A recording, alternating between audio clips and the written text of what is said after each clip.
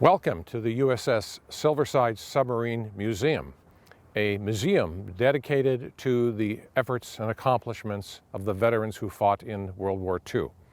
The museum behind me is a 15,000 square foot facility.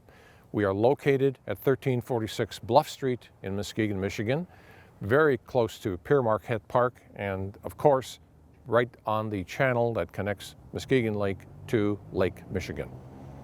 Currently, there is a course on World War II history being offered at the museum every Monday night from 6 till 9 p.m.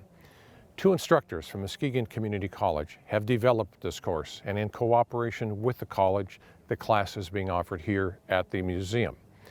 Throughout the 15 weeks, each evening will have a different instructor, a different speaker, a different presenter with a specific expertise. The class is attended by students who have enrolled for credit, and the museum has made the offer to the community members to attend this lecture series if they so wish, and do so free, and of course donations are graciously and generously accepted. The topics throughout the course, if I may read from the notes that I have about the course, began on January 7th with the topic of From Versailles to Munich, talking about the transition from World War I to World War II. Subsequent weeks covered the topics of the German Blitzkrieg, crushing Poland, England stands alone, Hitler's dilemma, Operation Barbarossa about Russia, Pearl Harbor, awakening the sleeping giant, the Pacific Theater, defeating the Desert Fox, and Muskegon, the arsenal of democracy. We invite you to come to the Silversides Museum on Monday evening, beginning Monday, January 14th, 6 p.m., to enjoy a very interesting evening about World War II history. Okay, as always, welcome you guys. Good to see you here on this another snowy night. That's part of what we have to deal with here in West Michigan. We got a great night tonight. We have lots of people for you to meet, to hear from, and of course, I think there's some invasion going on tonight. I'm not sure how that works. We'll figure it out. But tonight we want to start with Dr. Marzak, the director of the Silversides Museum. He's going to share a little bit about the museum's spot in the news this week. So Dr. Marzak, we're interested to hear about you and exactly what's happening with this museum. I'm also going to ask all of you to join me in something we should have been doing right from the beginning, and we apologize for not having done so. Would you stand and join me in the Pledge of Allegiance? I pledge allegiance to the flag of the United States of America and to the republic for which it stands, one nation, under God, indivisible, with liberty and justice for all. Thank you. Thank you. Just a bit of an infomercial that has amused us at the same time as intrigued us. You may have read about it online or you may have seen it in the Chronicle, but a few weeks ago I got an email from a CNN correspondent in London, which initially I thought this has got to be a joke. Why is somebody from London writing me? But she did. And the question was, would we send her some information about the Silversides and the museum? Because she writes for an online magazine dealing with what they call botels. So I looked at that, and I've heard that name before. Well, the long and short of it is I sent her some pictures, we sent her some information, and she came back with a link the other day, said, go to this. We did, and MLive picked up on it. The Silversides submarine is now listed as one of the top 5 botels in the world. What do you think of that? So a little free marketing on that. I read the article again yesterday before sending it to some friends, and you know how people respond to articles in the paper, and so I was scrolling down, and all I can think of is it had to be some crazy guys, because they read that and they thought, and asked the question, did you mean brothels? No, botels. I'm sorry for interrupting your flow here, Mr. Professor, here you are. If you want to rekindle your romance, I'm sure there's a honeymoon suite on the Botel. C. Frank, officer's quarters, he says. All right, we're very pleased tonight. Our first speaker is going to be the director of the LST 393, Mr. John Stevenson, who's got a very informative little chat going here, and I'm going to segue right to him right now. Okay, good evening, everyone. I've spoken here before. Most of you have seen me. I'm John Stevenson. Okay, that wasn't me. But that's what I'm talking about, I can tell you that. I'm with LST 393 Veterans Museum, and you Muskegon people, you all have a special friend who was at D-Day.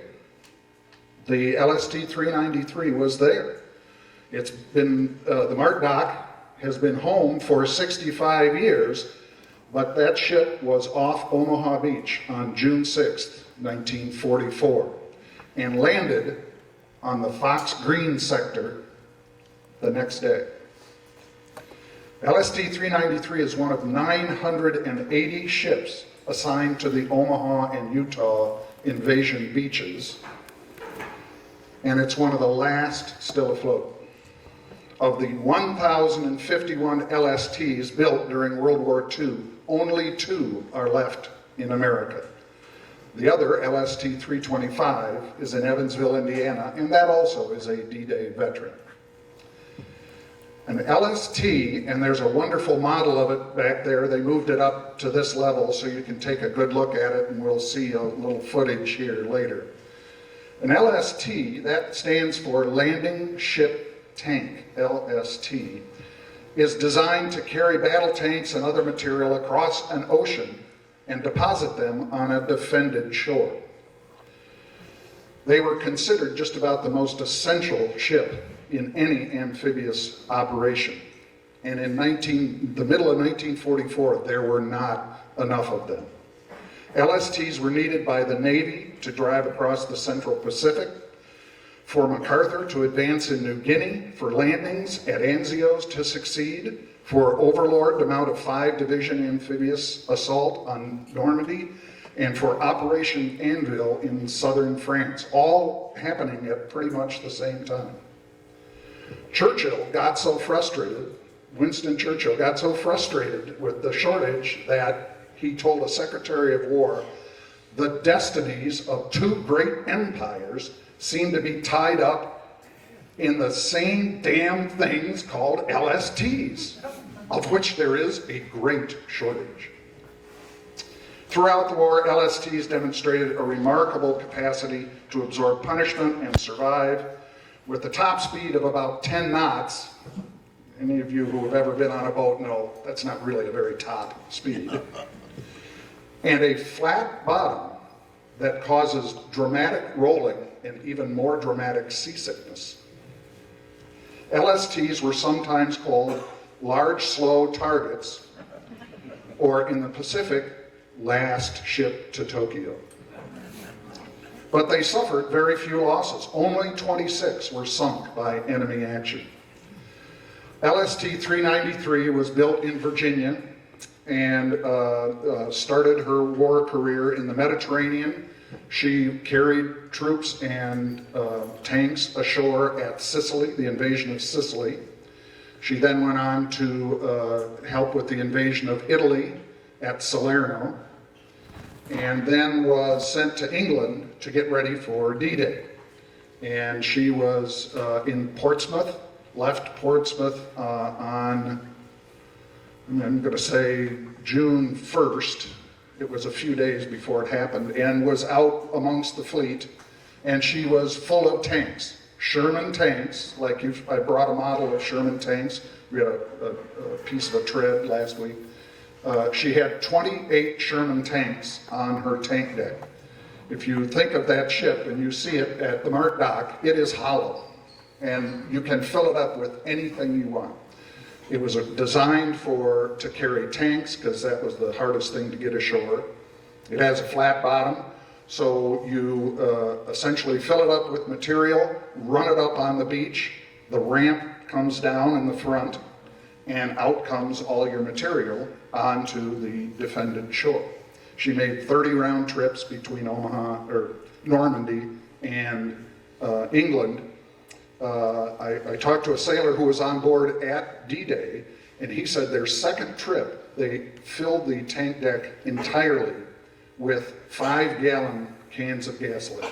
He said, I couldn't even begin to count how many cans of gasoline there, tens and tens of thousands of them. And on the way back, she carried wounded soldiers and German prisoners. And he told me, as far as he knew, and we can't find any record otherwise, the only person that ever died on LST-393 was some of those wounded soldiers. And he said, those were the happiest Germans you'll ever meet. Those guys were so happy to be out of the war and still alive, and because they knew that after D-Day was worked, you know, they weren't going to win the war. So she went back and forth between England and France, then was assigned back to the United States. She was refitted, sent to New Orleans, and painted in the camouflage paint that you see now when you go by the Mart Dock downtown. People say, well, that's a funny paint scheme. Aren't all Navy ships gray? Well, she was gray at Sicily, at Italy, at Normandy, but she was assigned to help with the invasion of Japan. And that is Pacific jungle camouflage. And it is her last war paint. We've done the research, and that is authentically the last war paint that she had on. She was almost to the Panama Canal when they dropped the atomic bombs. No need to invade Japan. So turned around, sent her back to New Orleans, and quickly struck off the rolls and sold as Navy surplus, bought by Sand Products, which owns and runs the Mart Dock in downtown Muskegon, was brought up here. The bow doors, the ramp was pulled up, the bow doors were welded shut. She was painted, renamed the Highway 16. Any of you remember, before there was US 31 and before there was I-96, Highway 16, Airline Road, came all the way from the east side to the west side, and it was the main road, and it picked up again in Milwaukee, and so the freighter was a continuation of Highway 16. For about 30 years, she was filled with new cars from Detroit, went over to Milwaukee, off came the new cars, and then they filled her up with new AMCs from Kenosha and brought them back. So she was a cross-lake new car freighter. That lasted until the mid-70s. And one October, we have the logbook, they turned off the engines, winterized them, walked away, and never came back. And she has been pretty much exactly where you see her now since the late 70s. She's moved a few feet forward and back, but not very much. The reason you still see her, and you don't see many other warships, is she's been in fresh water since 1946. Salt water dissolves ships. Fresh water leaves them alone. So her hull is pretty much as thick as it was when she came down the ways at Newport News. There have been a number of attempts to renovate and restore her, but Dan Weichel, who many of you saw as a guest lecturer a couple of weeks ago, and his group got together in 2005 and really worked hard at it and stuck with it. They unwelded the bow in 2007, opened the doors and dropped the ramp. First time that ramp had been down since 1946. They've been painting, they've been cleaning, and we have been painting and cleaning and working very hard on it, restored many of the areas, and filling it with artifacts from many wars and lots of local and area veterans. She is a veterans museum dedicated to preserving the memory of the service of our heroes. And we're all volunteers, nobody gets paid, and that's why many of you saw the slips on your chairs, or I have slips at the back.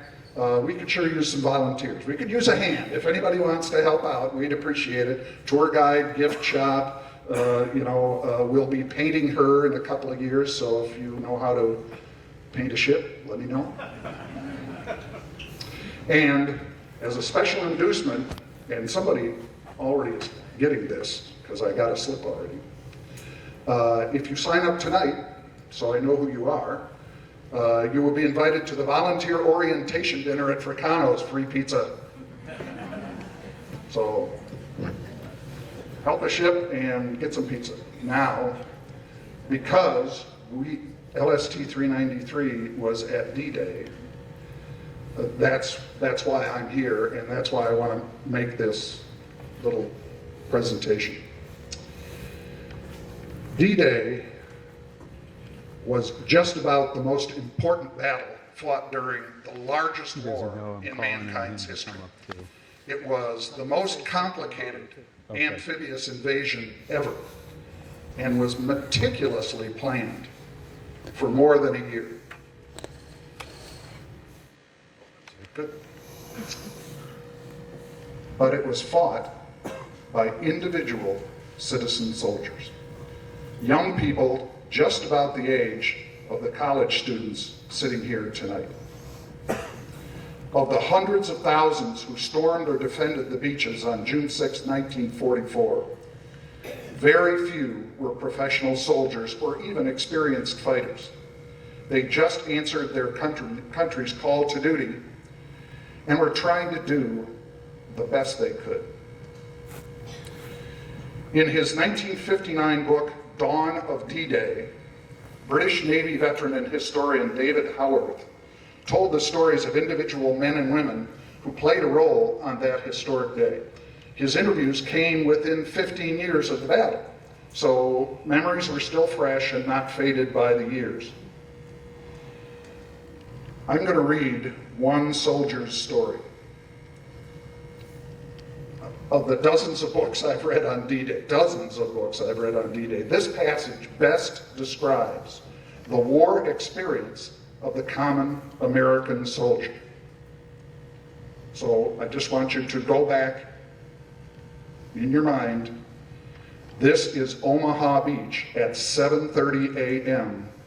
on D-Day. There we go. The man in the foxhole was PFC Henry Myers. He felt he was looking at himself from outside himself, with sorrow and pity, as people sometimes do when events are almost too much for them. The real Henry Myers, the I of his existence, the schoolmaster from Brooklyn, the man who was loved by Molly, his wife, did not seem like the same person as the soldier crouching like an animal in a hole he had scraped in the sand, made numb by the concussion of explosions, and staring aghast at the sand spurting from the strikes of bullets and the bodies dead and half dead on the shore. His emotions were in disorder, and his only clear thoughts were, why the hell am I here? What am I doing in this mad place? The merely factual answers to those questions are easy enough to record, though of course they were not the answers which puzzled him. He had never wanted to be called up.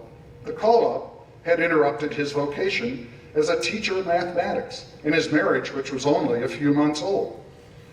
Of course, he knew the necessity for Army service as well as anyone else. He would not have dodged it even if he could, and he had done his best at it, but he had never pretended that he had any ambitions at soldiering for its own sake, or that he wanted anything more than to get it over as quickly and efficiently as he could and go home and start teaching again. In the Army, he just made himself feel content to do what he was told. Whenever he was faced with some unpleasant chore, he cheered himself up with the thought that if he did not do it, someone else would have to. When Myers' small unit had been packed on board a troop ship, like an LST, and told that this was really the invasion, he had been glad. He did not need to be told that the invasion was the quickest way to end the war, or that any tiny degree of help that he would give would be help in the right direction. On the Channel crossing, this glad resolution had been almost swamped by seasickness. He was so sick, he wished he were dead. But he felt better again when he boarded the landing craft, where at least the air was fresh. And as it pitched and rolled on its way to the beach, he felt ready for anything. The companionship was encouraging. All of his own unit grouped together, joking and shouting, men he knew well, all very literally in the same boat, together, all keyed up for the adventure.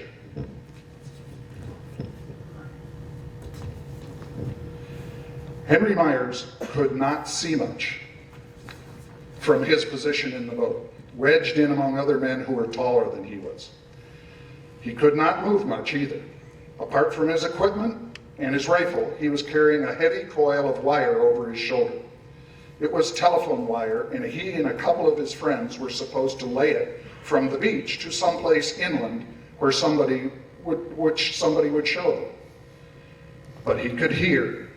There was a tremendous noise, and as the boat came nearer to the beach, the noise grew louder and louder. He had never heard such a noise before. It was infinitely worse than the practice runs with the live ammunition. But he supposed it was all right and was only what had to be expected. In the last few seconds, above the ramp of the boat, he had a glimpse of shell bursts and of clouds of yellowish smoke and the crest of a green hill showing dimly through it. And at that same moment, he heard a different noise, alarming and very close, the unmistakable ping of bullets on the ramp itself. And then the boat grounded, and the ramp went down, and the men in front ran forward. Myers knew that he hesitated, but for such a short time that nobody would have seen it. It was not the danger which made him hesitate, because he still could not see very much and still had no idea what he was in for. It was just an instinctive, ridiculous reluctance to do anything so unnatural as to jump into the sea with his boots and trousers on. But then he was in, and it was warmer than he expected, and he could see. He could see men in front of him falling. Not just stumbling, but falling, limp, face down in the water, and making no effort to rise. On the edge of the sea, where the waves were breaking, he could see bundles washing in and out, rolling over and over, bodies. Beyond, he could see the sandy beach, very wide, and bodies lying there too, and a tank burning, men clinging to its shelter like a cluster of bees. And here and there, all the time, the beach was erupting in sprays of sand and debris where shells or mortar bombs fell, while small flicks of sand from machine gun bullets ran across and across it like wicked living things. Far away up the beach was a bank of rocks called shingle, and behind that, in the smoke, the low hills flashing with fire. But whether from shells bursting or guns firing, he could not have told, because he had seldom seen either before. And the noise was so terrible, he could not think. His brain stopped dead. They had told him to run. Instinct told him the same. But instinct would not allow him to run forward across the beach. He could not, simply could not run that way. He turned to the right and ran along the water's edge, splashing through the little rims of foam. It was difficult to run in wet clothes, the rifle and the coil of wire jolting awkwardly on his shoulder. He had an impulse to throw the wire away, but that brought him up. The wire. The wire was what he was there for. They would be stuck without it. He had a job to do. And if he didn't do it, someone else would have to. He stopped and he stood for a second, every inch of his body expecting the horrible thump of a bullet impact.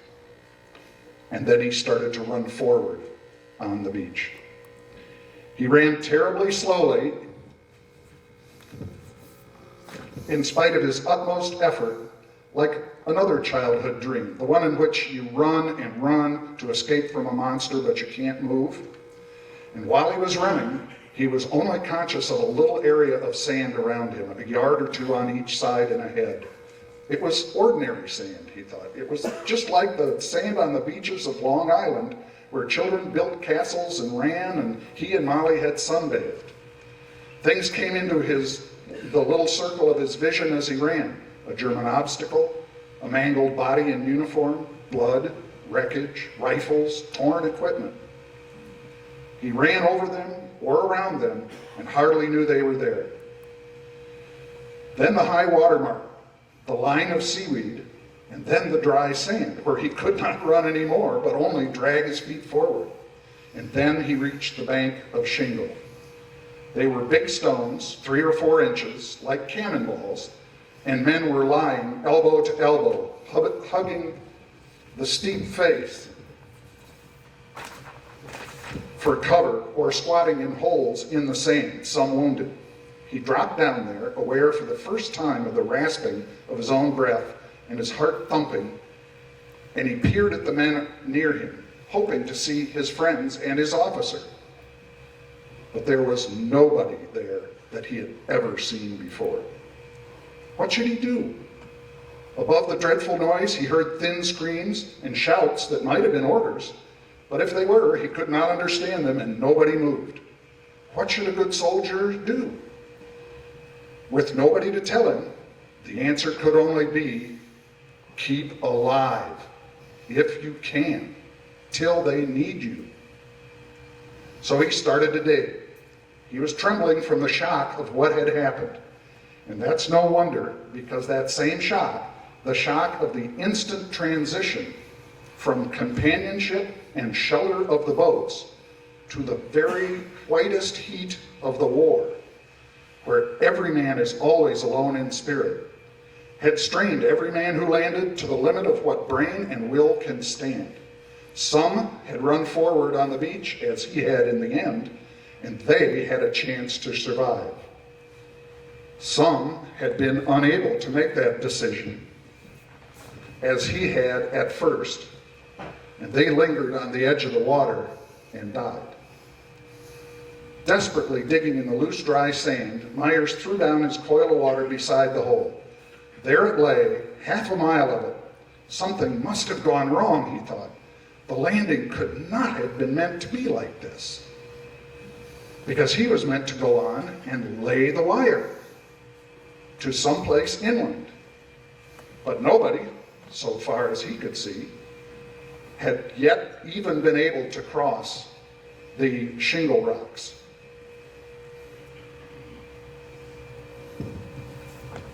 He was right. Since the very beginning of the invasion at Omaha Beach, an hour before he landed, almost everything had gone wrong. And at that moment, the landing was only being saved from total failure by blind tenacity and the last shreds of courage of young Americans, and by the very impossibility of the idea that the invasion could fail. Well, historian and author Thomas Childers said of the D-Day invasion in his lecture series, "There is a tendency to think, looking back in retrospect, that victory was a foregone conclusion. It was anything but that. The extraordinary feats of heroism on that day continued to boggle the mind almost 70 years after the fact." And now it's time for the professors to take over. Thanks very much for listening, and I hope to see you down at LST 393 this spring.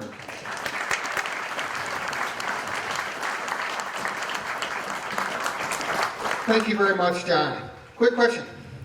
When they used it for the transport to Milwaukee, why didn't they use the bow doors and the ramp? They did not use the bow doors because they wanted to weld them up because they leak.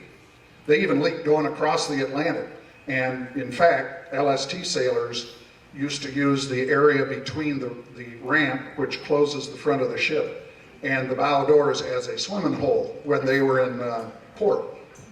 But they welded that up to make it a little more seaworthy, and they cut large doors in the side. And you can see those when you're at the MART dock. If you've ever been on the ship, there are big doors in the middle, right in the middle on either side.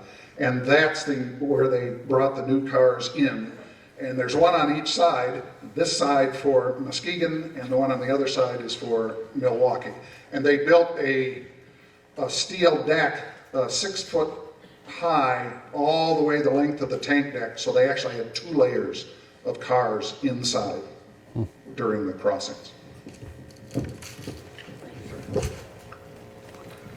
Again, as a community, we just couldn't be luckier than to have 2 fine museums here in Muskegon sharing the story of World War II.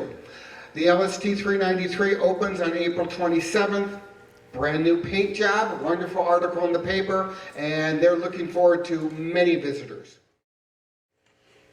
So tonight, it's time for an invasion.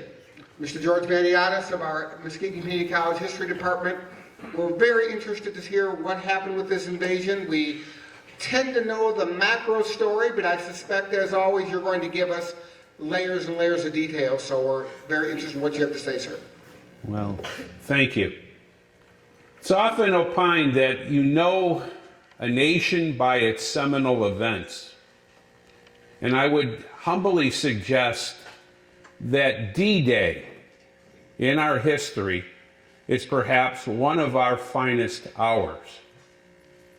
Now, it's unfortunate that we have to say that war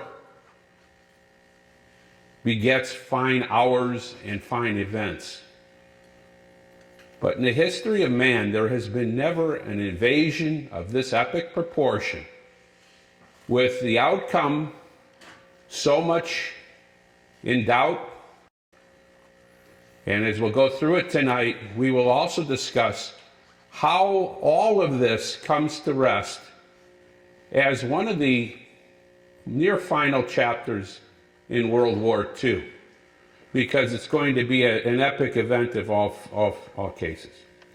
Now, I know we often go through this ritual. I'm getting high signs from the back of the room. If you could help pay for the lights tonight, do it, please, because my colleague won't have his rest. So pass the basket, Kurt, please, and be done with it. You know, museums, I wish they would give museums millions of dollars, like big endowments. This one should get lots of money because they've been wonderful here.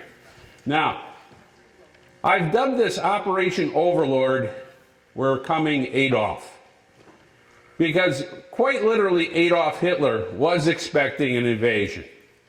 Starting in early 1943, realizing that things hadn't gone so well on the Eastern Front, he knew it was only a matter of time before the Allies would come. And he had started to make some preparations, and we will go through those tonight in our discussion. So, what we're going to cover this evening: why did Operation Overlord take place? We need to kind of re-examine the politics of the Second Front. Why did this occur? What was important about this? And why was it so adamantly stressed by Stalin? Why did he want this invasion to occur? And we'll get into that this evening. We will talk about the planning and the strategy, not only from the Allied side, but what the Germans were planning to do to try to keep us from landing on those beaches. And when I say us, I'm using the word allies. British, US, and Canadian troops, as well as troops from other countries, French, the Poles, and others that will be part of this theater of operation. We will also look at how the Germans prepared to keep us out of that beach, and we'll look at some cross sections of some of the things they erected to make this a place where it was going to be very inhospitable, and they were going to make sure that we would pay for every inch of it. And we will also briefly look at the Armada, 6,500 ships assembled, including landing craft, to make this expedition work. one of the largest Navy flotillas in history, crossing the distance of that English Channel to land the forces on 5 different beaches. We also talk about the difficulties of hitting the beach at H hour, what prohibited some of that, and we do have some people that are going to talk to us tonight. Some of them that are aware of their presence, and some that may not be, which makes it even better. And we will also talk about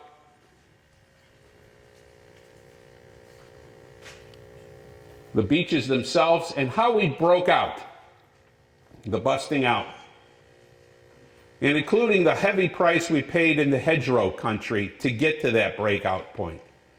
And then we'd be remiss if we don't talk about General Patton and his run across France to try to close the pocket, to trap the German forces.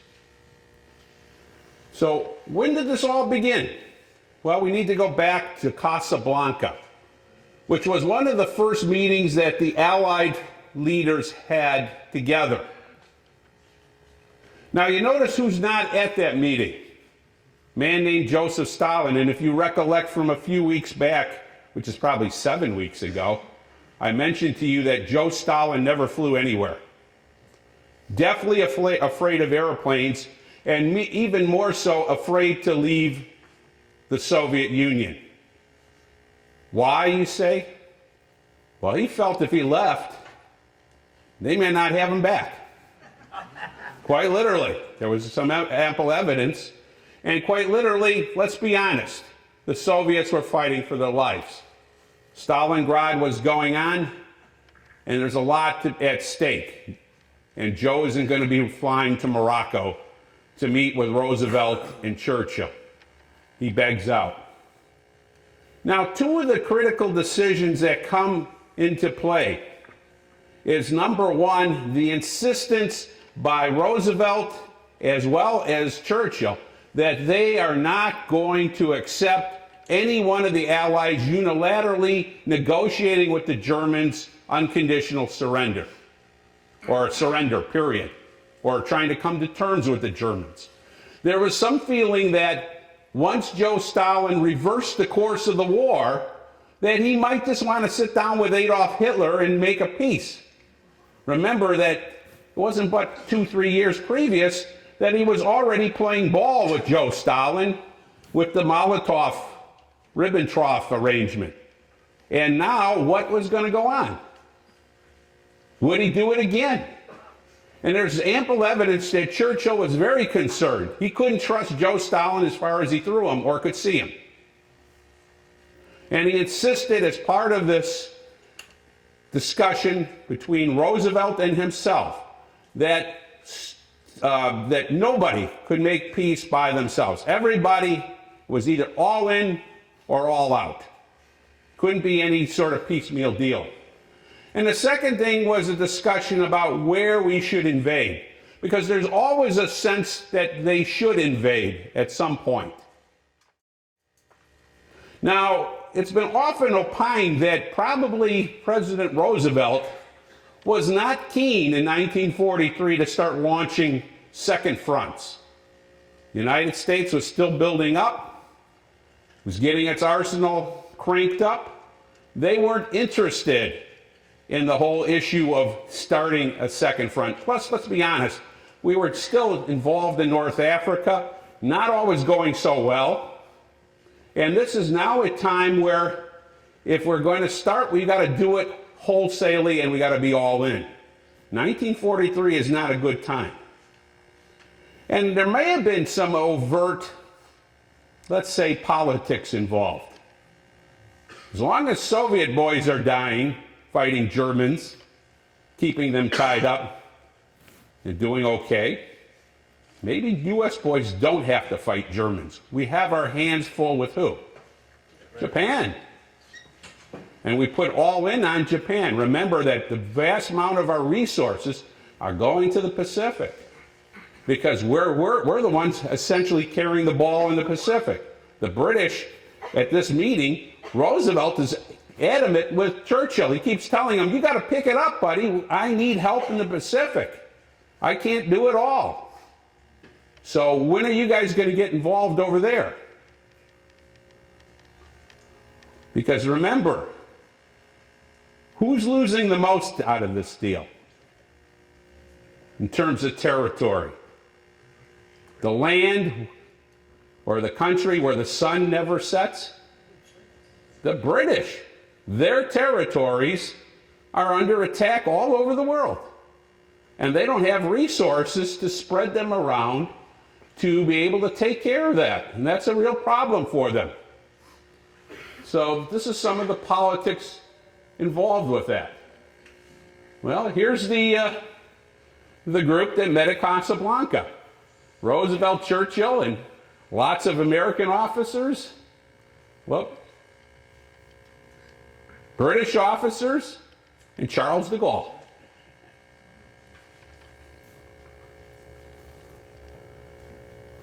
Now, later in the year,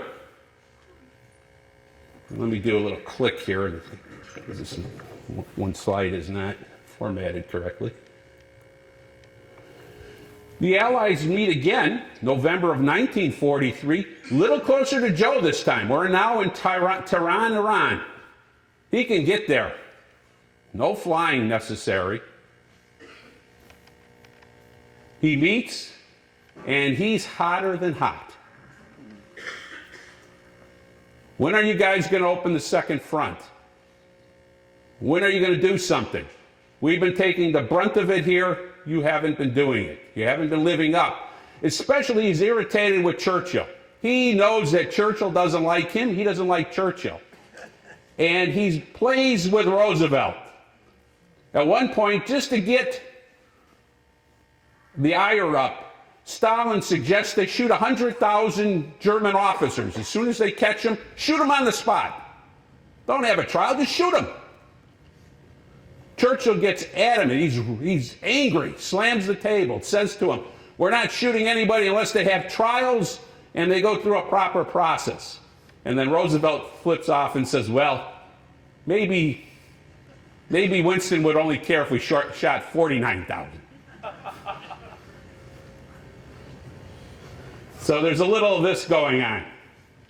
But he demands, in order for him to continue, Poland has to be his. He's got to get some territorial concessions. We got to have a section of Poland as a buffer. It's not negotiable. We have to have it.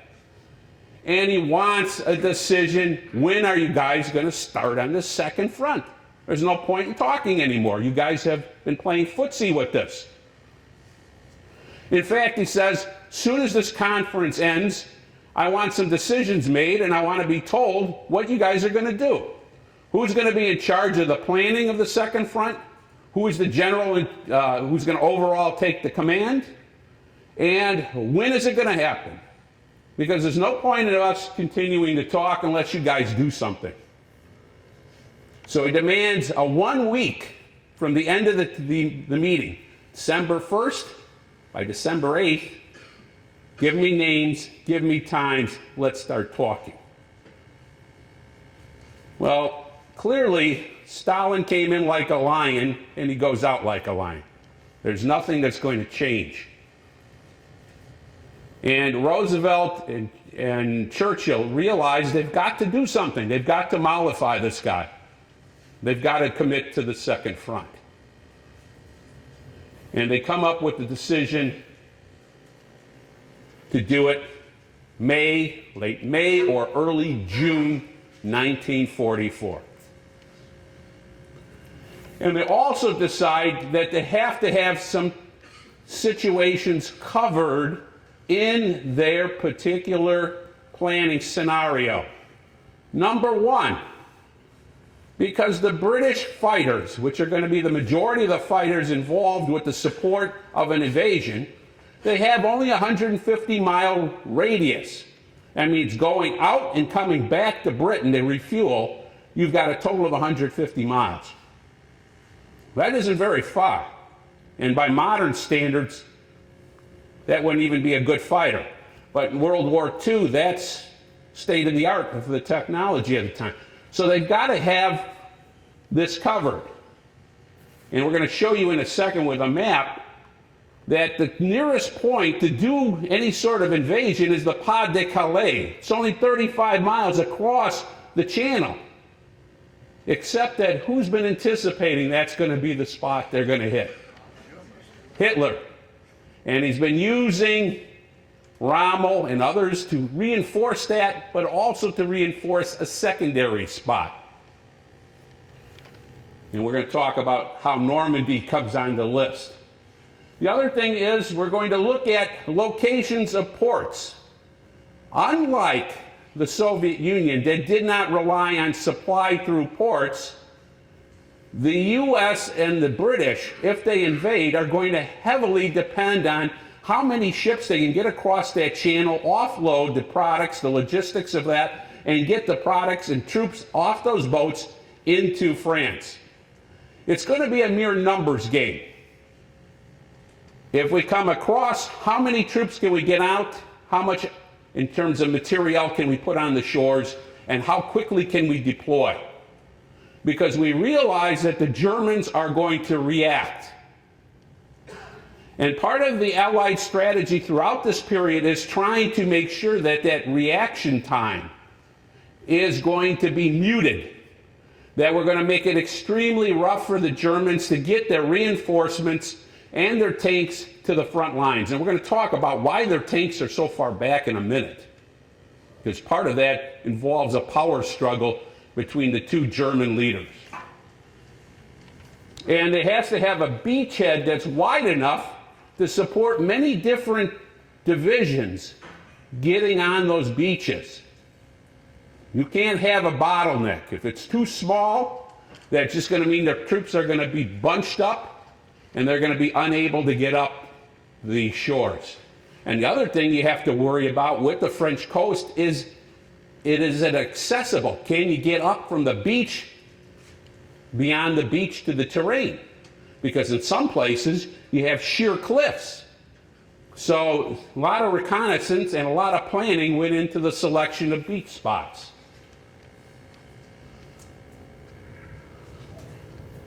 So how did Normandy become the chosen place?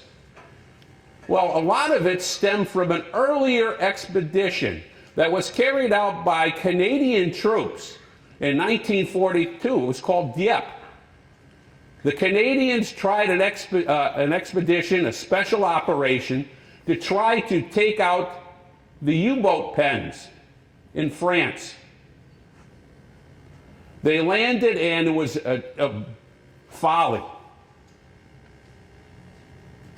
900 plus Canadians landed, 300 came back.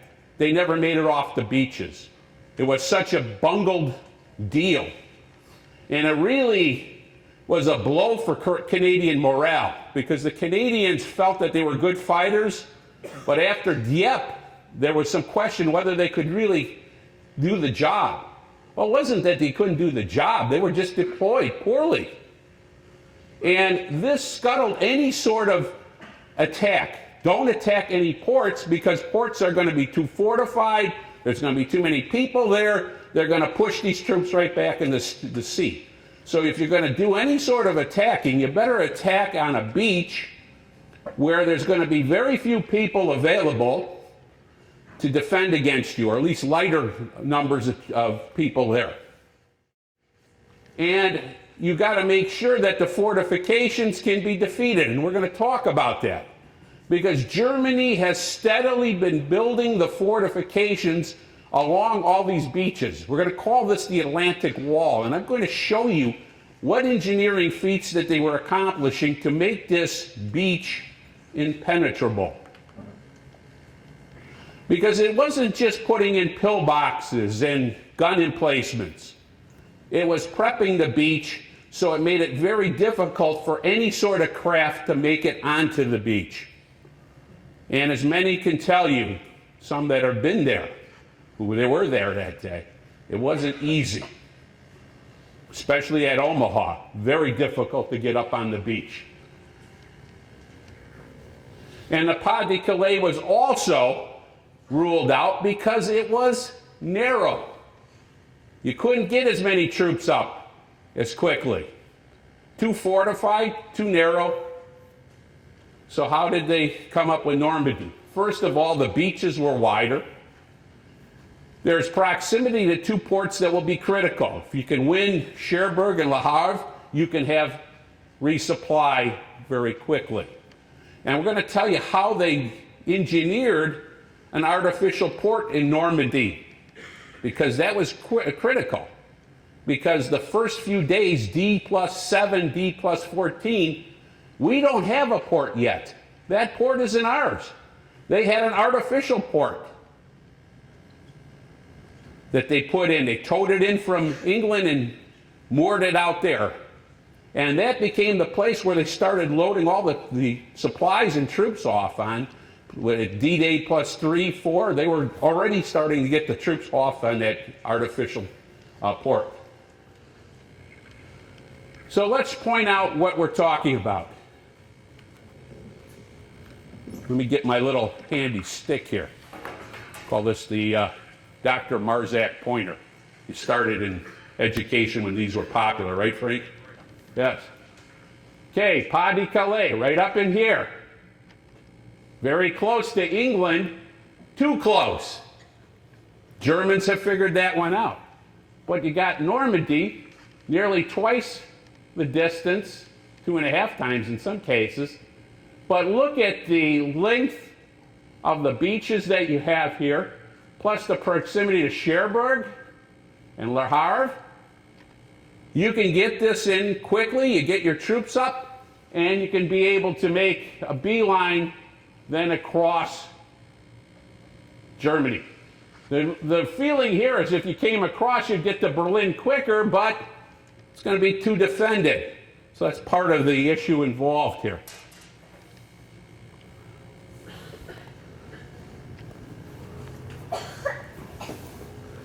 But first of all, it's like football. How many of you played football? I'm sure even some ladies have played football, right? If you're a wide receiver, what do you do to shake off a defender? You usually give them a head fake, or you might shuffle your feet and act like you're going right, but you go what? Left, right? Well, we have to make Germany believe that we're going everywhere but Normandy. So we've got to sell them that they should expect the attack to be at the Pas de Calais. We want them to fortify, we want them to redeploy their troops, we want them to do everything at the wrong set of beaches. And how we do this is through a very unique, but probably one of the best little fakes in history. The misdirection that we create is by creating a fake army. And we center it around one of the probably most controversial, yet in the Germans' minds, most respected opponents, General George Patton. Remember that General George Patton has been relieved of his command in August of 43 because he had slapped a soldier who was suffering from battle fatigue. And there was many within the American high command that thought George Patton was unstable. He couldn't be trusted. That he probably at the critical moment would melt down and there would be the troops with a general that would be a raving kook. But to the Germans who had experienced George in Africa and also in Italy, they knew he was a master with his tanks and he had logistical skills that we'll come and visit a little bit later in the lecture. He was doing things to make Blitzkrieg, we'll call it Blitzkrieg version 2. Because he'll use things like air support and anti-tank guns to buoy his attacks. So they begin to spread fake radio traffic using double agents, and also they're going to use these wonderful things called blow-ups, right? It's just take a deep breath. Well, I don't know when the last time 4 people could pick up a Sherman tank was, but these must have been awful strong guys or an awful light tank, right? Well, imagine a field of these tanks, planes, tents, all kinds of stuff, stealthy stuff, hanging out there, okay? And you're hoping that an occasional Luftwaffe reconnaissance pilot's going to fly over and snap pictures. And you have to also remember that the Luftwaffe are not getting over as much as they used to. By this point in the war, the skies are filled with Allied planes. They're not breaking through. So the occasional Luftwaffe pilot that does come over and snaps a photo thinks he's hit the jackpot, right? Well, there's a field of tanks. Look at, they're mounting. Well, where were they mounting this? Up across the channel from the Pas de Calais. They're selling the Germans that Patton is going to be leading the expeditionary force across. He's going to take them to town. Well, what's the old story? You tell a lie, you tell it enough number of times, it tries to become what? You start to believe it, right? It's truth. Well, one of the biggest decisions that have to be made is how are they going to get unanimity in decision making and try to get this invasion planned? Because clearly there hasn't been always the best relations between British and American units, and there's also been a little bit of tenseness. Well, they decide very early on through a series of compromises, number one, to satisfy Stalin's request, who's going to do the job, and number two, who can you put in charge that's level-headed? Well, Roosevelt trusted George Marshall the most, but he realizes he can't spare George Marshall. He can't let him go. There's no way that George Marshall's going to be leaving Washington during this war. I got to have him home. So who can I trust that's level-headed on my staff? Now, he doesn't have to be the best field general. He's got to be a tactician and a strategist. Well, who's that? Dwight Eisenhower. Strategist. A person that can be calm enough, rational enough to be able to handle the task. He is going to be called the Allied commander for this particular invasion.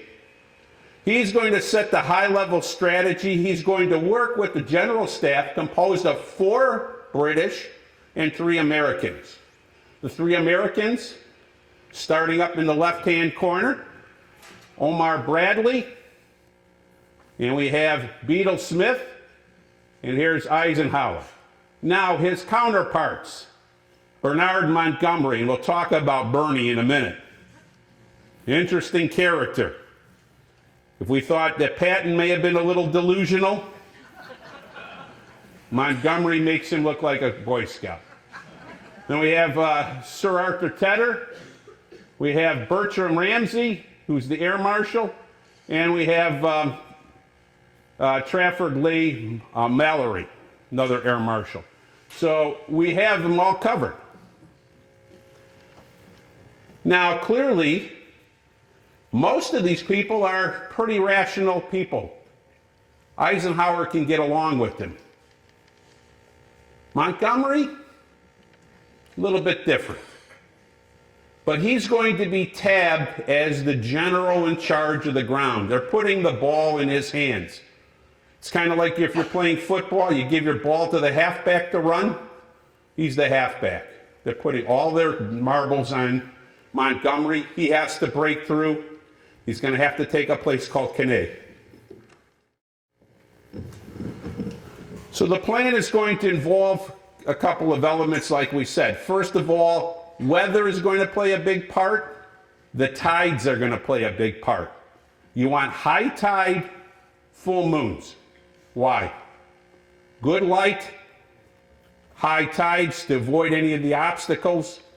So the date is decided upon. Originally, it's going to be June 4th. June 4th, 1944. June 4th unfolds. foggy, the seas are extremely choppy, the weather isn't with them. They won't get the sort of air support they're going to need to make the invasion work. Now imagine you've loaded on as soldiers onto this armada of 6,500 boats. Many of these boats aren't right in the ports on the eastern side of England. They have to come all the way from Wales, so we have to dispatch them the night before, June 3rd, through heavy seas to get to the ports on the east side to be able to go across. Well, I don't know how many of you like to be on boats in heavy seas. But many of the poor soldiers were so seasick. First of all, they crammed the guys in. This is not the Queen Elizabeth with the staterooms, folks. You're packed. And the idea was to get you there, not to make you comfortable. Get you there, unload you, and get you out to the landing zones. Well, they scrub it. They have to go back. Some of the boats shimmy back around.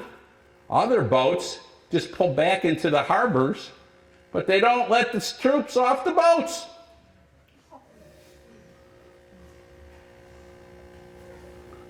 So they're already starting out with troops with sick stomachs, seasick in some cases. Now the target beaches, there's going to be 5 target beaches that we're going to be examining: Utah, Omaha, Gold, Juneau, and Sword. The beaches that the U.S. troops are involved: Utah and Omaha. Gold is going to be a British beach. Juneau is a Canadian beach. And the last one, Sword, is going to be a British beach. And we'll talk about the levels of resistance they met on those beaches, because it was not all uniform. The people that were on Omaha Beach took the brunt of the tough fighting. Some of the other beaches, Juneau, there was a slide I was trying to show during John Stevenson's presentation. You saw Canadian troops schlepping off with their bicycles in hand. Did you see that? Yeah. Coming off with their bike, because they weren't getting the kind of resistance that they were getting on the other beaches. Putting their bikes over their shoulder and walking in. Okay? Now, this invasion force, naval force, 6,483 ships, 7 battleships, 23 cruisers, 104 destroyers. What is that? Well, that's the artillery. Bringing in the heavy guns. They're going to bomb the heck out of those beaches before the troops take off. They're going to pepper them up. Well, what kind of firepower are we talking? Well, let me show you.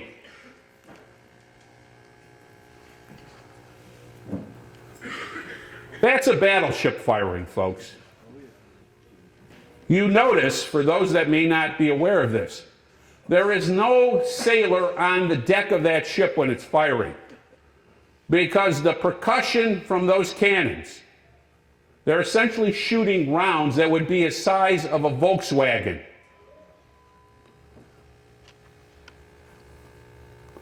And they're shooting them, in some cases, 16 to 18 miles out. The explosions from those boats, plus the retort, if you look at the water,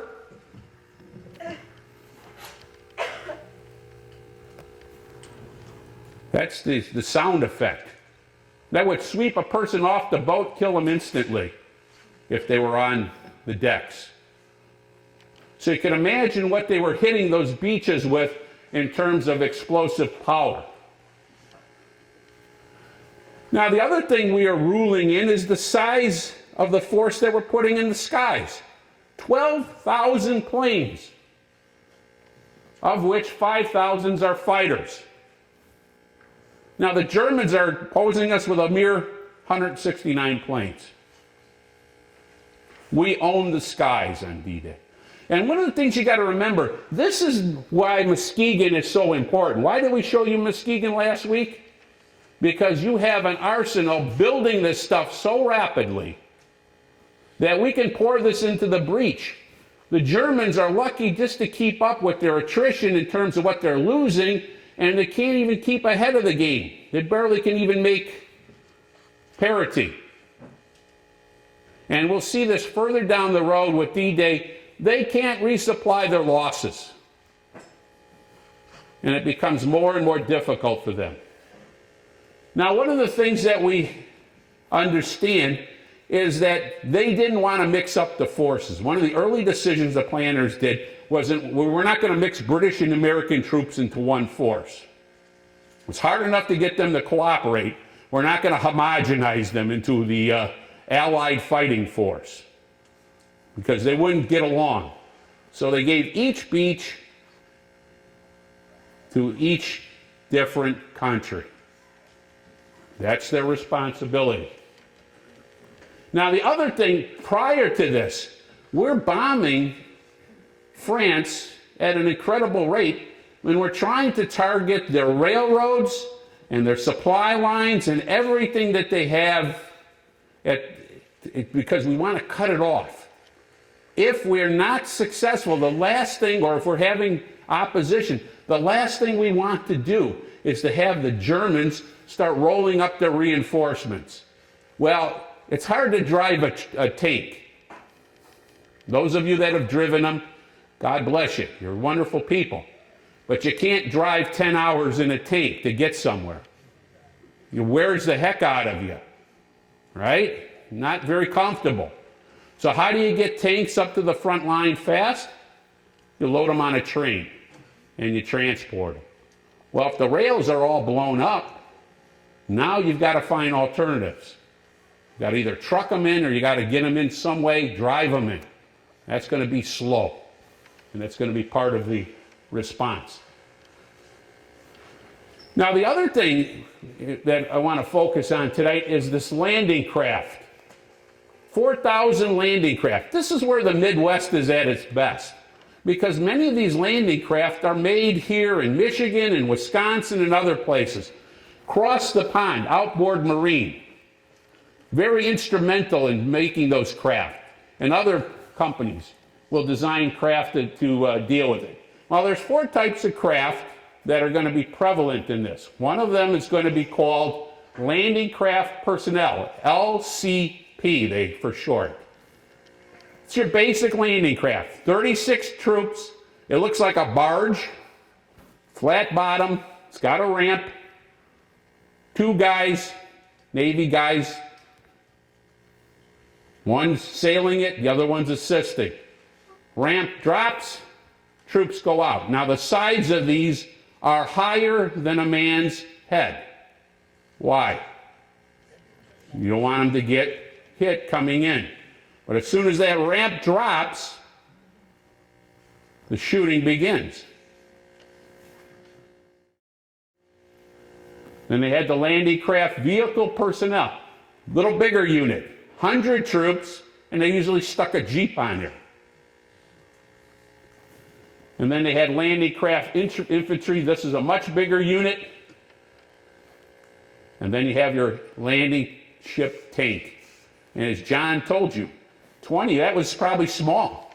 As many as 28 tanks plus troops and supplies many times coming and disgorging themselves. Now I had a video, and it's technology. I'm giving up. I had a beautiful video, and I'm going to try to get that out to you somehow. But it shows an LST, first of all, disgorging the landing craft. Secondly, I have one sailing. And John told you, well, you'd be better off on the rides at Michigan Adventure, John, because that boat in waters, heavy seas, was pitching like on an arc. Okay? Could you imagine that with tanks and all these supplies, and this thing's pitching like this? How seasick was that crew after a while? And I mean, even if you're a troop on that, how sick are you? With just moderate seas. It's not very good, eh? So that's part of the problem.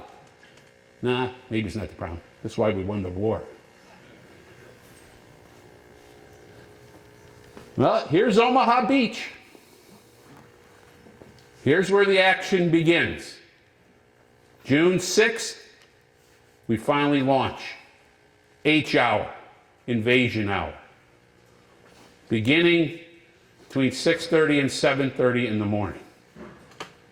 But prior to this, there is all sorts of activity that's going on to get troops behind the lines. Mainly the 82nd Airborne and 101st Airborne are deployed the evening, starting the 5th, all the way through the morning of the 6th, jumping in the evening to get into France, to go behind the lines, cut the roadways, hold key crossings, etc. Well, every time we've looked at paratroopers in this particular war, it hasn't been good. We started with Crete with the what? Germans. And that was a disaster for the Germans. The Americans learned a little bit from that, didn't they? First of all, you better make sure your troops carry their weapon with them, especially if they parachute, because first of all, they can't be looking around for the box that you dropped, because that box may be in the trees, and you've got a bunch of guys that are going to be simulating shooting sounds with their fingers. That doesn't stop anybody, right? So you carry your weapon. They also made adjustments the way the parachute was harnessed to the man. But remember, these are not the parachutes that we see now that are so navigable that you can land a guy between two buildings in downtown Rio, like we saw yesterday with that guy with the squirrel suit. I don't know if you saw that or not. It was on this morning's news. So these guys are dropped, and the problem is it's night. They come under flak fire, and what happens? They're dropped all over God's earth. Yeah, it's just a mess. And guys are all mixed up. Their points that they should be near are far away. They don't know where their comrades are. It's kind of a mess. And they have to quickly formulate themselves and get going. Now, the German strategy at the same time is keep them off this great Atlantic wall. And in 1943, out of the chaos that emerged with the Africa Corps, Rommel is brought back to Germany, and is redeployed to take care of the Atlantic defenses. The problem is he has not been given sole power to do this. He has to work with a superior. The superior's name is von Rundstedt.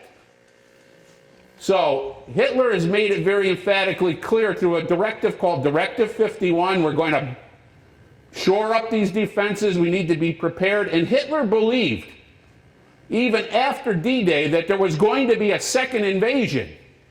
That's what predicated some of his decision-making. He thought that clearly there was going to be a second strike. The second strike was going to be Pas-de-Calais. He was insisting. Even when it was far beyond the case, he was still trying to figure it out. But he dispatches Rommel to start fortifying the defenses. Well, what is Rommel encountering? Number one, in some cases, there's shortages of concrete. The rail lines are in terrible shape. They've been blown up. So he has to make do with what he has and what he's got at hand. So what he starts to do is starts to mix concrete and make pillboxes, emplacements, and so forth with sand from the beaches. Well, I'm not a concrete scientist, but sand from the beach is not the right sand for aggregate. And they've done some studies, and some of these emplacements, why they failed miserably on D-Day is they couldn't take the direct strikes. They didn't work as well as they should have. And he's also going to create obstacles and barricades and so forth at the beach level. His idea is put the armor close to the beaches. When they land, give it to them with all you got. Because remember that invasion force is going to be disorganized. You strike them hard right away, you might push them back, and you might win. Very simple. Except that he's getting grief from his superior, von Rundstedt, who says, that's a dumb idea. We got to keep these units back, the Panzer units, so they can react. As soon as we know where the strike is coming, we'll rush them up. Keep them behind the lines at a considerable distance so we can deploy. This conflict is going to get so bad that eventually the Fuhrer, Hitler himself, has to become involved. And one of his Solomon-like decisions of the war, he gives each guy what he thinks he needs. Rommel gets half the Panzer units, and von Rundstedt gets the other half.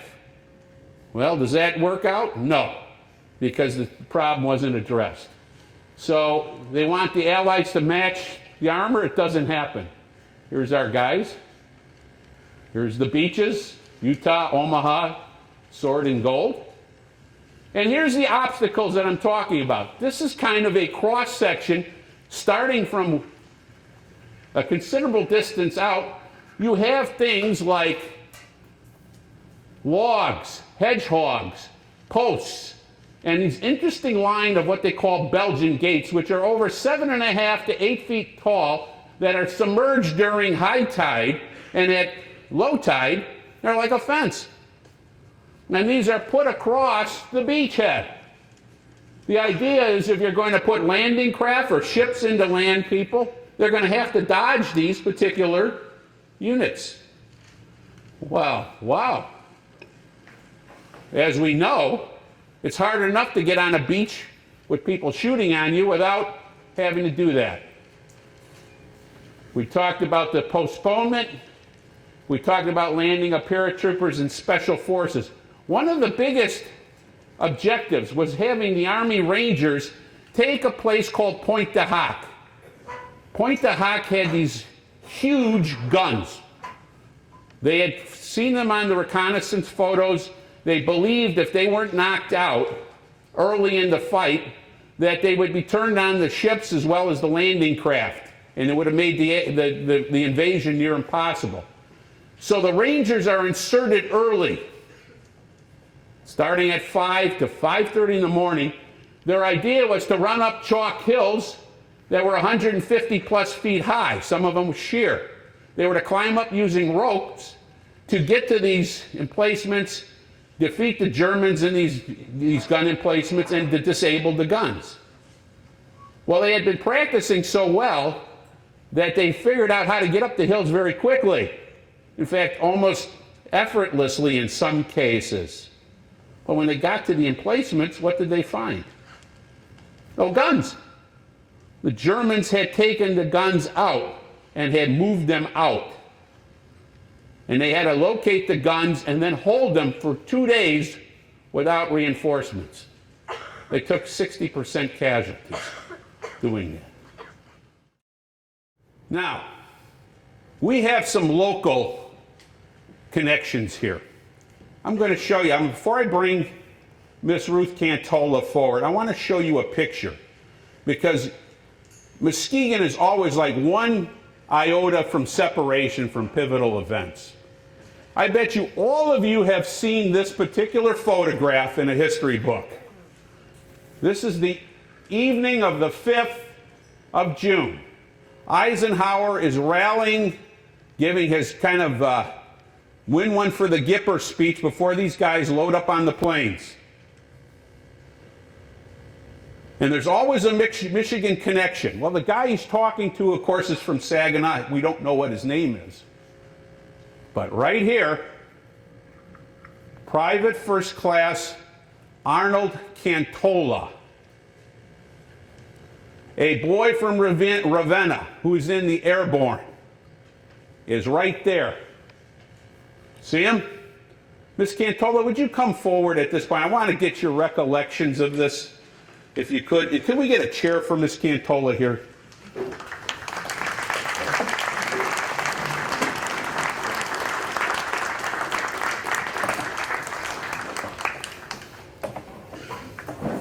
Have a seat a moment, my dear.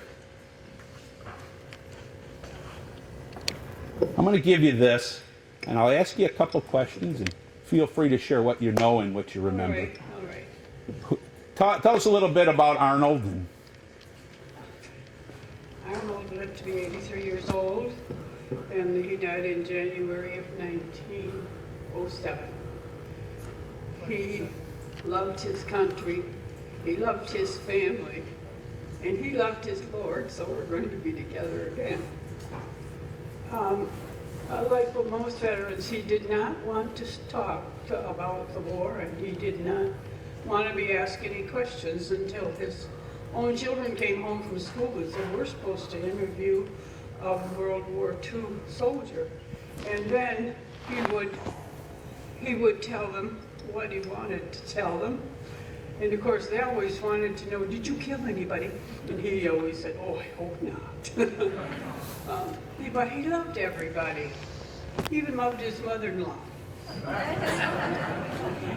And he was generous to a fault. And he thought his gift was giving. And he would just give. Instead of giving 10% to the church, he'd give 25. And all the time he was working. He worked as an electrician, and when he retired, he worked his own business, and so he actually worked until he was 80 years old. We have 4 children, 11 grandchildren, and 8 great-grandchildren. Some of them are here tonight, and I'm so thankful that Mr. Mullally took the time to come and visit me and take pictures. Mm-hmm. Did Arnold ever talk about D-Day at all with the kids? You know, he did tell them. He said they jumped in behind the lines. He was in 101st Airborne 501 Division Headquarters Division, and he was the radio operator. And he said when he landed, he was up to his waist in water, holding the radio out of the water. But with the little snapper that they had, Clicker, yeah, the cricket. he was able to find his group quite suddenly. Let's see, is there anything else? Was he drafted or did he enlist? He enlisted, along with several other in the neighborhood. But his own father was in World War I. And then there were 5 boys in the family, and 4, let's see, 2 were in the Navy, and the rest were in the Army. But the youngest one went to Korea instead of World War II. But he said when they were in Germany, they saw signs of the foxholes that were dug by the World War I veterans. And he explained that he jumped into Normandy, he jumped into Holland, and he went by truck into Bastogne. And he talked about being in the trenches on Christmas Day, and when the weather finally cleared and they got the air power order to get them out. And of course, everyone that was into that war and survived got the Bronze Star. Thank you, Ms. Cantola.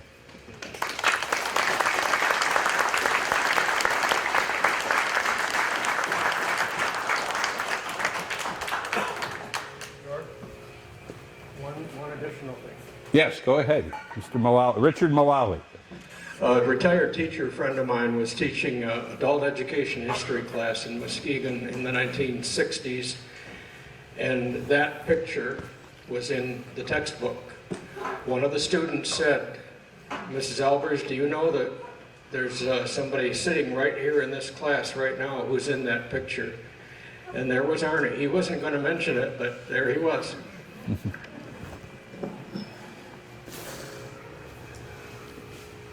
Unfortunately, not everybody was so fortunate. Obviously, many of the paratroopers that dropped in at night. Many landed in trees, many got hurt, killed, or discovered.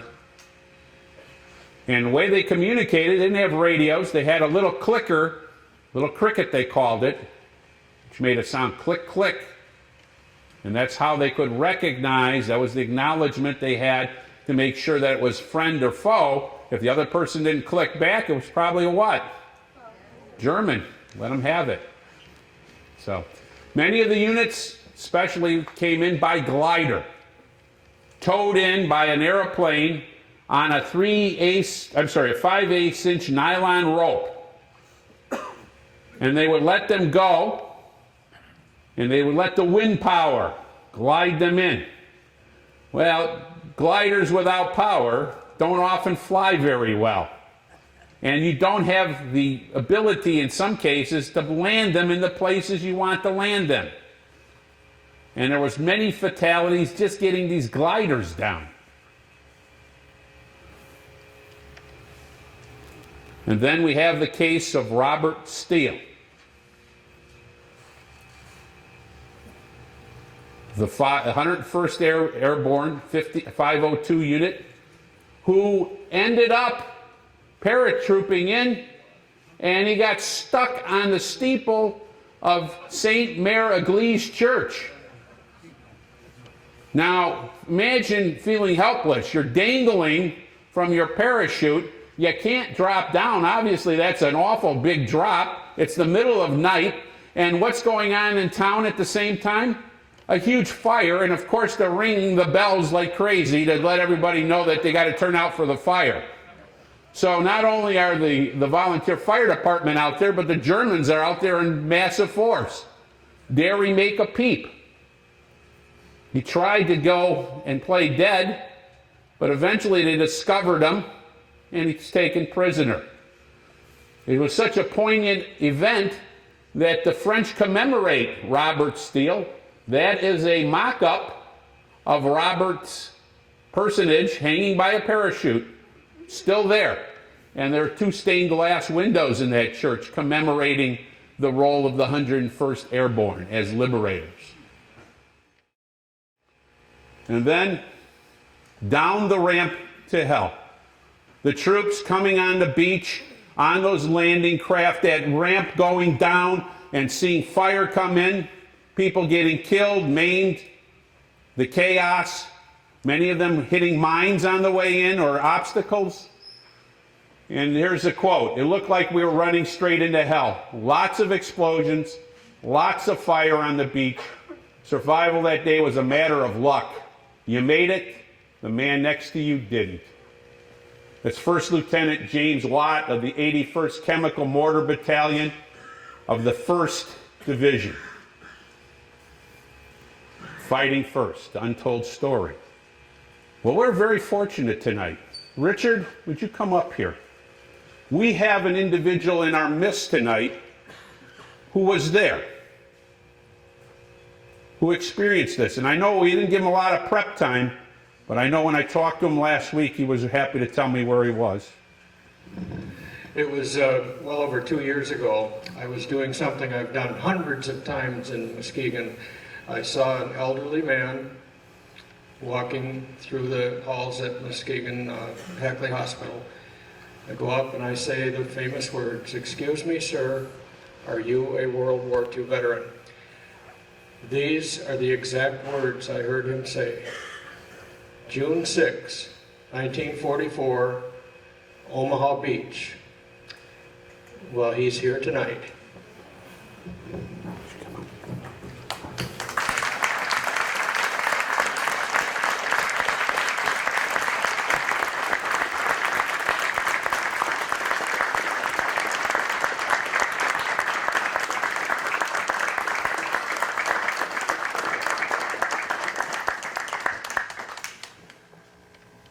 Come on in, have a seat. It's not a dirty trick. I'm honoring a hero, and I'm glad to be in his midst. Sit down. First of all, just give us your name. Albert H. Flickema. Albert H. Flickema. Okay. Where were you that day, Albert? Where was I? Yeah, June 6th, 1944. My orders were to... Let me go back. I'm going to bring up a map here so people can kind of see where you were, okay? I'm going to go back to Omaha Beach, just so we can get a little perspective. Give me 1 second. And I'll even have you maybe point it out to us. There we go. Box Green Beach. Whoop, whoop, wait a minute. I'm sorry. Got away on me. Darn thing. There we go. Here we are. Okay. Box Green Beach. Here, put that right by yourself. Box Green Beach, and I was supposed to land on E3, Right here. and that's where I was supposed to exit the beach and head for Colville somewhere. Right here. And when I got there, E3 didn't exist. The first group that was in ahead of me were hung up on the beach, and I was lucky enough to get some, they dropped the ramp, was in about 4 foot of water, and I'm rather short. And I was carrying bazooka ammunition on this shoulder and a rifle on the other shoulder. And I got a little bit behind the group I was landing with. And a few steps and I was swimming. Evidently we got hung up on a sandbar. Then I had a sergeant from Detroit that kind of pulled me through this hole, and the group was a little bit ahead of me, and Pete Dykstra, who was from Muskegon, his past, he was carrying the bazooka, and I caught up with him. When he threw the bazooka away, I left the ammunition. I didn't figure it was worth carrying, but I made it in about Falls. We were under a lot of mortar fire. You can hear them coming in, and when you hear them fluttering, you hit the beach and hope they're far enough away. And finally you get up on the beach where you had a little cover, and I ended up, we were supplying gasoline for the entire beach area, and our unit was, well, we supplied 22 million, or millions of gas for the entire invasion.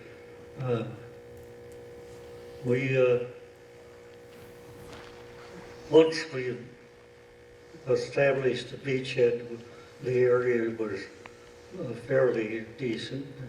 The hedgerow was a little slow going, but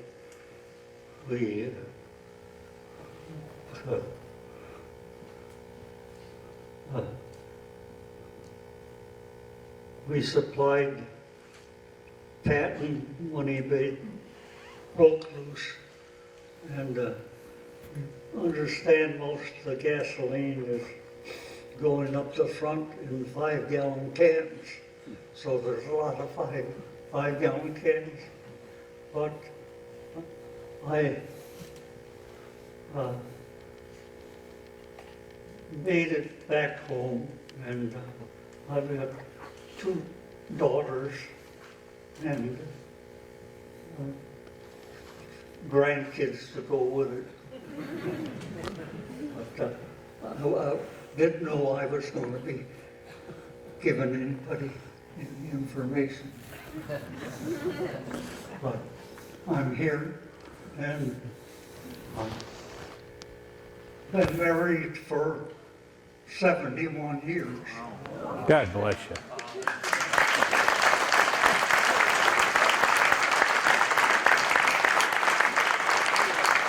Thanks, Mr. Flickema. Thank you, sir.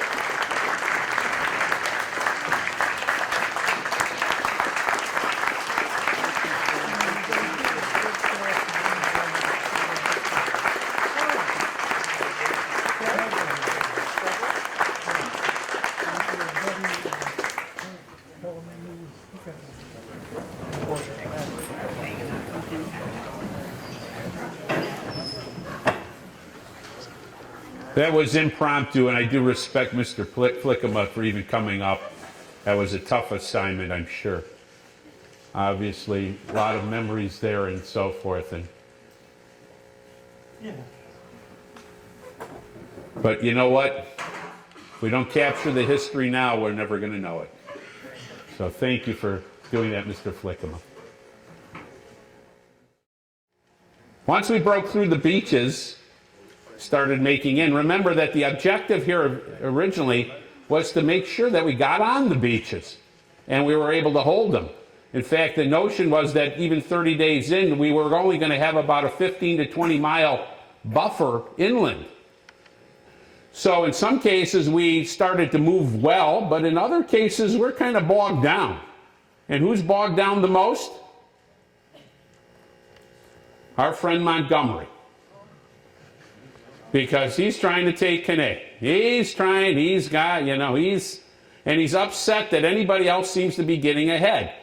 He's got the notion he's going to be the first guy across France and he's going to lead the charge to Berlin. That's just what his thought was. That's precisely the case. Well, once you start getting off the beaches in Normandy, these country roads are fraught with hedgerows. These had been planted and they were there for up to even a couple of, well, up to 1,000 years in some cases. And these hedgerows lined the road. Well, you're thinking, well, there must have been bushes. Well, these weren't bushes. Let me show you what we're talking about. That's a hedgerow. Notice that the sides of these, the roadway is down as far as 8 feet below the line where the hedgerows are growing. And these hedgerows are thick as can be. They're near impenetrable to American tanks and mechanized units. You can't get through that. And the problem you started to find is Germans would start to lay ambush, hiding in these hedgerows as troops went by. They wouldn't shoot the first guys, they'd shoot the guys following and then cut them in half. So it started to become a problem. So how did they deal with this problem? Well, they came up with a great idea. It's called a tank dozer. You put a earth-moving blade on a Sherman tank, and you use one of the tanks out of the, usually they were running at 6 to 8s, a pack of 8, and you let the lead tank with the dozer cut through the berm there, where the hedgerow is, and he'd open the way, and then the other tanks would shoot in and disperse to cover on the other side. So here's our tank dozer. It's a pretty formidable little thing there, isn't it? Well, here's Montgomery slowing down, not making the headway as needed. Well, a couple of things happen along the way. Some are fortuitous, not planned for. One of them is going to be the assassination attempt upon Adolf Hitler in July of '44.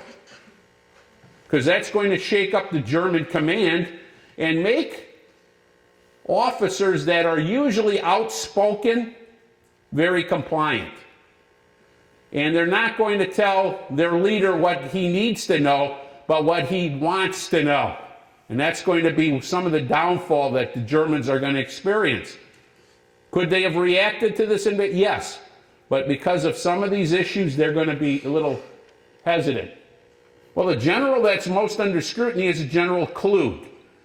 Von Stauffenberg and other co-conspirators that tried to do in Hitler all came from Klug's previous command. And in fact, on the day that Valkyrie was manifested, One of these officers flew out to him in Paris and told him, well, Hitler's dead. We want you to arrest all the SS. And he said, yes, if the pig was dead, I would. Trouble is, he knew that Hitler had survived. But those words were going to come back to bite him, because he's immediately put under scrutiny. What makes it worse is his operations are bogging down. He's not able to stop the advance. And Hitler summons for him. He knows why he's summoned. He is supposed to report back to Berlin. Prior to reporting back to Berlin, takes a poison pill and commits suicide. Now, what's going on further south? George Patton has now come across. The foe army is not foe anymore. He has become the leader of the Third Army with General Bradley as his superior. And it must have been a blow to his little ego in a sense, because prior to the war, Bradley was a subordinate. Bradley was always kind of known as the soldier's general. Very unassuming, kind of the GI's guy.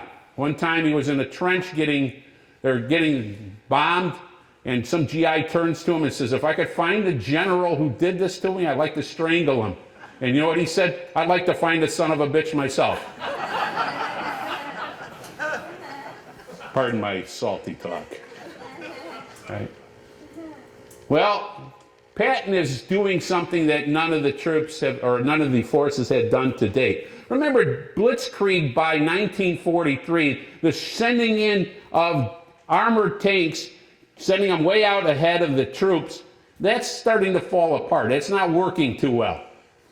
So he devises a strategy using the resources he has. What resources does he have? Number one, he's got intelligence. There's a number of small planes called Pipers that they disperse out to get in front of the forces so they can survey what the Germans have. And they use the information coming back to react. Second thing, the United States has been developing anti-tank guns to deal with the German panzers. Some of them, like the Wolverine, they're nothing more than a mounted mobile gun on a tank chassis that can give a hell of a wallop to the tanks. Well, they're going to disperse those, plus the fact they're going to use air support, and they start to make meat of the German forces, and they start to push out. Now, at the same time, they're encircling, and they're coming from the south here. They're making great progress. They break through at St. Lo, and Patton is way out here. Well, where is our other friend here? Right up in here. This is called the Felice envelope. What they're trying to do is capture and knock out the remaining German forces, cut them off, seal them off at a place called Felice, and they're right here, Felice, and they're going to close this off and deal a deadly blow to the Germans. But this has got to be a coordinated attack. It's going to involve a lot of effort. Well, what stops this from coming down? At the same time, we're making such great progress, the priorities of high command are to take Paris. Send in de Gaulle, take Paris, slow up. It's probably the worst decision they ever made, because if they would have speeded up, they would have taken approximately 500,000 Germans in the process. But the need to take a major capital was so important, especially France, to take Paris back. It was a big moral victory. And this is going to change the complexion. They ease up, but they still captured over 200,000 Germans. Now this is, you remember, every German that's being captured or killed, these people are not being replaced. Germany has been through tough times. They're not getting the resources. And they're already starting to recruit very young soldiers. Evidence of the Hitler Youth units are out here. Now, they're very motivated units. These kids are very ideological. They've been raised up militaristic. They're very effective fighters. But when you start pushing on 16, 17, 18-year-olds to do your major fighting, you're really pushing on something else. And that's going to end us up tonight. Any questions? Okay. Well, thank you. It's been a very pleasurable evening.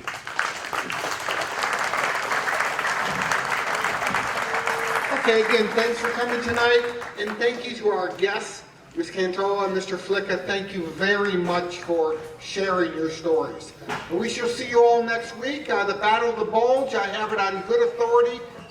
We haven't heard a last from this Blitzkrieg, and he's fighting Germans. Have a great ride home. Students, we're going to stay up here tonight. So take a few minutes.